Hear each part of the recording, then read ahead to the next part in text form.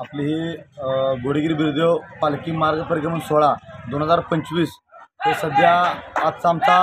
4था दिवस आहे आणि आम्ही या ठिकाणी आपल्या या गावामध्ये आश्रममध्ये आलो आहोत। तर आमचा मूळ उद्देश आहे की घोडेगिरीच्या बिरदेवाचे जे स्थान आहे ते या आपल्या नगर, नाशिक किंवा छत्रपती संभाजीनगर जिल्ह्यामध्ये अशा स्थानांना भेटी देणे, देवाचा प्रचार प्रसार करणे आमचं सध्याचे पहिलेच वर्ष आहे आणि या पालखीच्या माध्यमातून आम्ही भगवंत बिरदेवाची जी चैतन्यरूपी शक्ती आहे एकत्र करण्यासाठी सध्या पालखीचा मार्ग परिक्रमण सोहळा जवळपास 14 दिवस आहे। आता पण 4था दिवस आहे।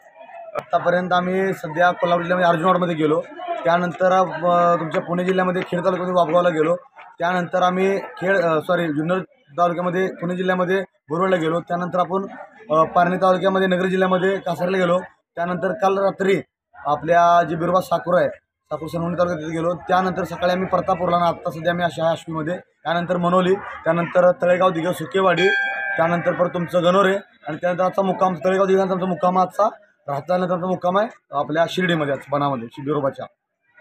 एकूण मानरात फक्त आता यावर्षी फक्त आमचं नियोजन आहे की 8 जिल्ह्यामध्ये जे काय मोठमोठाले जे बिरोबा ठिकाण आहे ती त्या माध्यमातून आम्ही 8 टोटल 2200 किलोमीटरचा हा प्रवास आमचा टोटल 14 दिवस प्रवास आमचा आहे आणि एक 8 जिल्ह्यामध्ये आमचं परिक्रमण सोहळा आहे। सध्या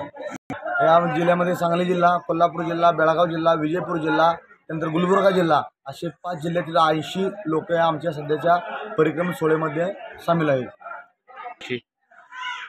ते आख्यायिका असे की हे आपले मूळ स्थान आहे। ज्यावेळी गर्जनासुर दैत्य फार माजला होता त्या ठिकाणी भगवंत बिरदेवाने त्या दैत्याचे मर्दन करून प्रत्यक्ष घोडेगिरी तालुका हुक्केरी जिल्हा बेळगाव या ठिकाणी बिरदेवाने 12 वर्ष कठोर तप धरले आणि तपाच्या माध्यमातून जगाचा उद्धार करण्यासाठी भगवंत बिरदेव आपल्या या परिक्रमण सोहळ्यासाठी 4 दिवसापूर्वी बाहेर पडले आहेत आणि परिक्रमण सोहळ्याच्या माध्यमातून भगवंत बिरदेवाच्या ठाण्यांना आम्ही भेटी देऊन त्या ठिकाणची शक्ती एकत्र करून जागृत करण्याचा प्रयत्न सध्या चालू आहे। चांगला आहे, प्रतिसाद अतिशय चांगला आहे। लोकांना कळू राहिले की लोकांना माहिती होतं अगोदर फक्त घोडेगिरीच्या बिरोबाचे चांगले लोक बोलायचे, लोकांना आता कळतंय घोडेगिरी कुठे आहे। जुन्या काळामध्ये लोक म्हणायची घोडेगिरी 7 समुद्राच्या पलीकडे आहे, पण सध्याच्या काळामध्ये दळणवळणाचाही माध्यमातून वाढल्यामुळं मोबाईल झाला, रस्ते चांगले झाले, दुसरं कम्युनिकेशन लोकांचं वाढलं, संवाद वाढला, त्या माध्यमातून बरीच तुमच्या भागात लोक इकडली नाशिक, नगर, छत्रपती संभाजीनगर, मालेगाव, सटाणा, सुरगाणा, राहता, मनमाड अशा सगळ्या भागातील लोक आता कर्नाटक, तेलंगणा, महाराष्ट्र आणि आपल्या असणाऱ्या जवळच्याच सगळ्या राज्यातून जवळ 4 ते 5 राज्यातील लोक या ठिकाणी घोडेगिरीच्या बिरोबाला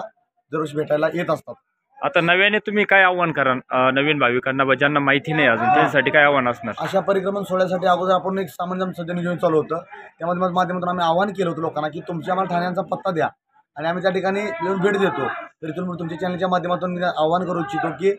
अजून पुढच्या काळामध्ये आमची पहिली परिक्रमण सोहळा आहे आणि फार सामान्य आमचं एकदम मायक्रो नियोजन चालू आहे, त्या माध्यमातून आम्ही आवाहन करतो तुमच्या चॅनलच्या माध्यमातून की पुढच्या वेळी आम्ही परिक्रमण सोहळा जर काढायचं ठरवलं संस्थांच्या वतीनं तर नक्कीच आपल्या बिरोबाच्या असणाऱ्या माहिती आम्हाला देत चाला, जेणेकरून आम्हाला त्या ठिकाणी परिक्रमण सोहळ्याचा मला लाभ देता येईल। ओके, धन्यवाद। ओके।